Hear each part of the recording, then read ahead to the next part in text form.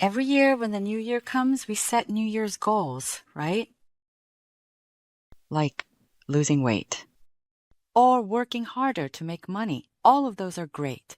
But my resolution for this year was this: to quickly cut my losses and look forward to the next opportunity. I actually sent this to my best friend in a New Year's greeting text. She's not the type to respond right away, but as soon as she got this text, she immediately called me. Hey, Mi-kyung, you know Janssen, Pfizer, AstraZeneca. You have some info on those companies, right? I guess you own some bio-related stocks. Can you share some info? Let's make money together. And I told my friend, if I know about it, then every single person in Korea already knows about it. What I meant was, this year, I want to redefine and rebuild my relationships. There's a reason why I made this my New Year's resolution. The concerns of people who come to the clinic generally fall into two main categories. The first is money. What do you think the other one is? Relationships. My boss at work is a lunatic. The newly joined employee is so rude that it's hard to work with him. Ring any bells? Or, my dad is so patriarchal that I can't communicate with him. So every time I go on a trip with my boyfriend, I have to come up with an alibi and make up a whole scenario. You know what I'm talking about. In those moments, you basically become a movie director. I'm upset because my son doesn't listen and doesn't study. There are people like that too, right? But actually, that's my story. Yes, I'm a writer. But my son, he really doesn't like books and doesn't read at all. On top of that, he watches a lot of YouTube. He doesn't really listen to me either. Actually, my job involves counseling and meeting a lot of people. But even so, my relationship with my son is really difficult. I'm here today to talk about human relationships. The famous psychiatrist Adler also said, all of human worries begin with human relationships. He added that, right here and now, what we need most is the courage to stop being a good person. There are two types of people in the world: those who are good at cutting ties and those who aren't. People who are good at it don't come to see me. It's mostly people who aren't that come to see me. One outpatient was lamenting about her shaky friendship. She said that whenever her friend is going through a hard time, she calls and vents for 2 hours. 3 or 4 times a week. After listening for about an hour, she says this: you know what? Maybe we'll talk some more next time. Then her friend says this: oh, I'm sorry. I'm such an awful person that even my boyfriend dumped me. Now I'm making things hard for you too. I must be a terrible person. So my patient feels guilty and gives up on hanging up. Right. So what is my patient's role here? She's an emotional trash can. I tell her that she needs some distance from that friend. Then she'd say, I know it by my brain, but I can't put it into practice. So patients come see me, continuing their relationships while even taking antidepressants. That's why this year's New Year's resolution is both a promise to myself and a message to people like this. I actually sent this message to my husband as well. And my husband just laughed at it. He said, but you're already really good at cutting people off. Is the plan to cut off everyone in your life this year? You need to stop cutting people off all the time. Maybe you should be a bit more easygoing and generous. That's what he said. I am indeed one of those who are good at cutting people off. But it's not that I'm only good at that. I also make sure to be polite before ending things. Even when couples break up, there are certain courtesies to observe.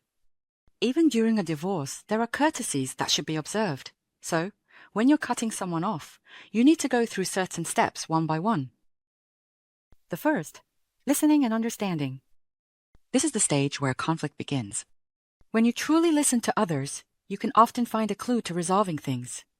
Second is empathy and communication. The stage where you understand the cause of the conflict, and both sides work out together. The third is acceptance and compromise. Here, both sides yield where they can and compromise where necessary to maintain the relationship. Fourth is letting go and cutting ties. If you absolutely can't find any common ground, the relationship ends and both go their separate ways. Before I cut ties, I make sure to really put in my best effort at least once through steps 1, 2, and 3. That way, I have no lingering regrets, and I don't end up regretting it later too. Sometimes the relationship just ends there, although I've tried my best.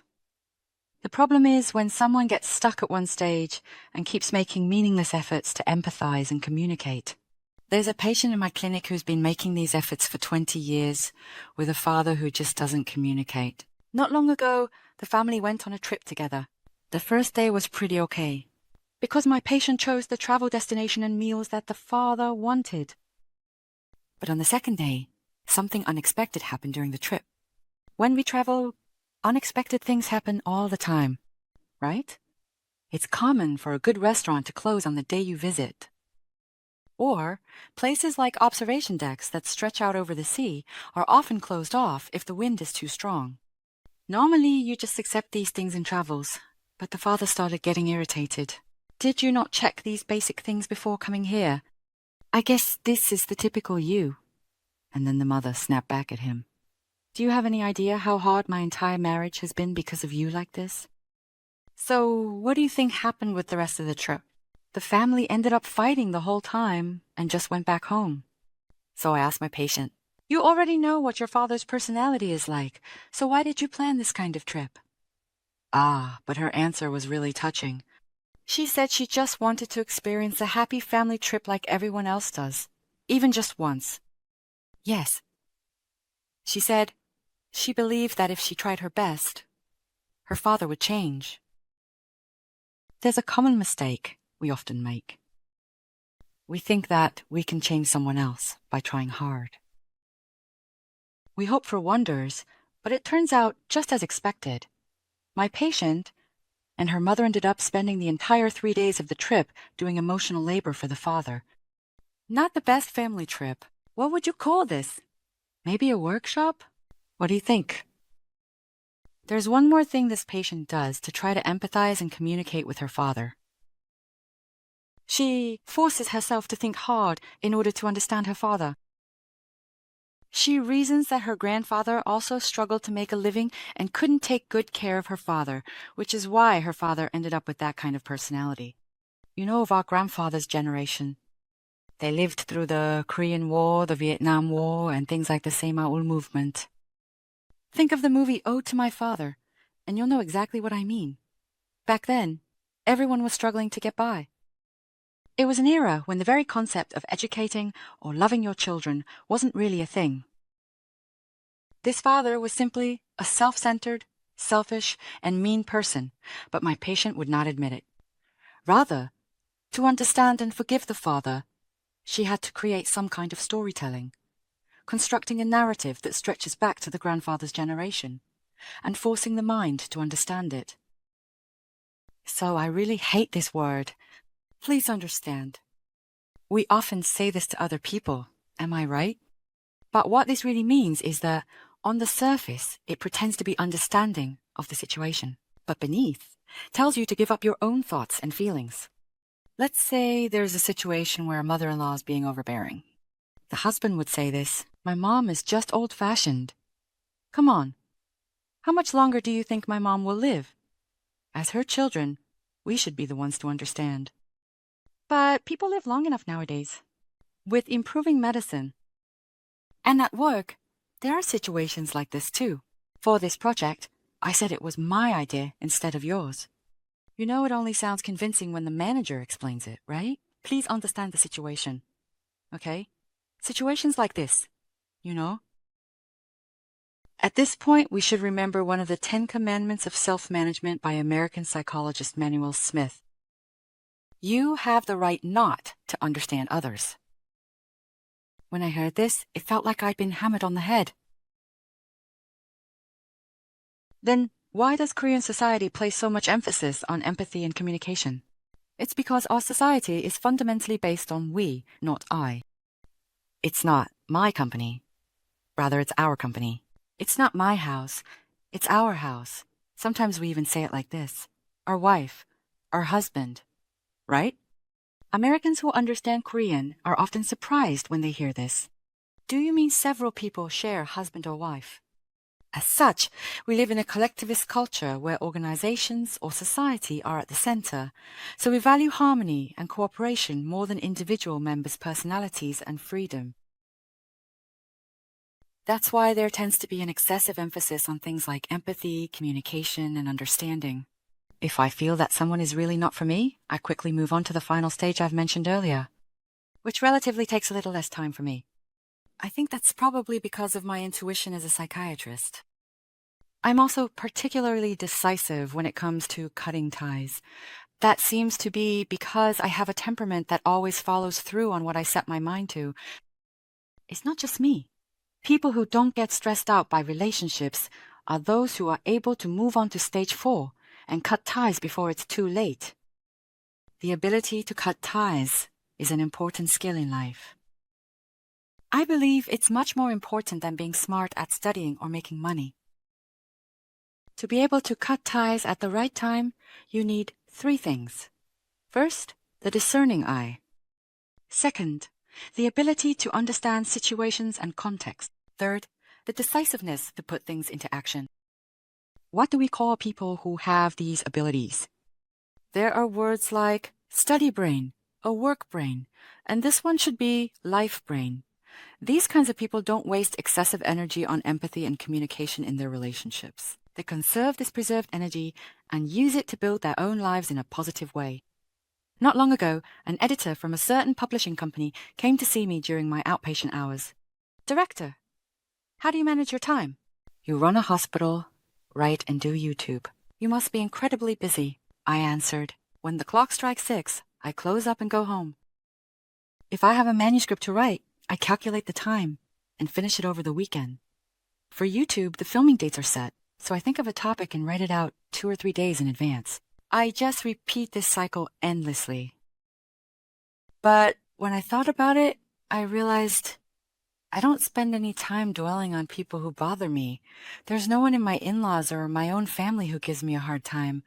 Even my husband doesn't cause me any stress, at least for now.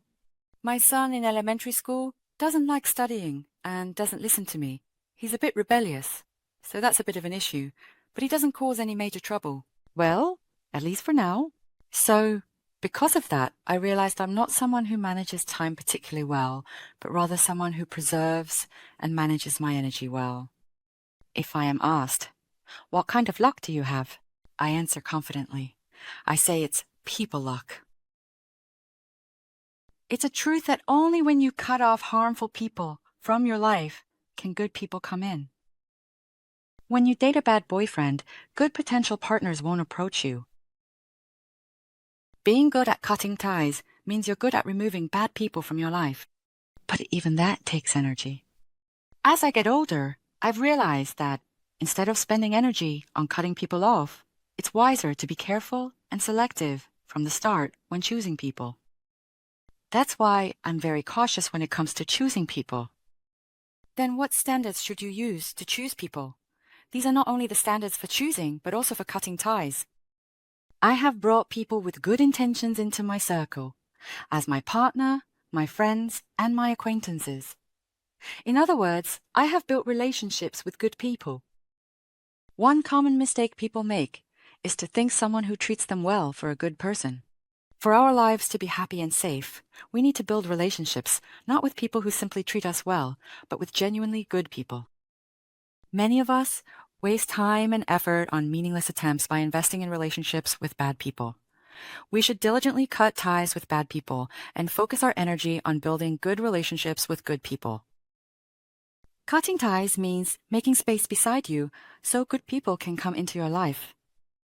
It is also a new challenge to move away from being passive and reserved in our relationships, and instead become more proactive and assertive. All of us are valuable individuals and have the right to take charge and shape our own lives. People can live well together only when we are good people to each other. That is all.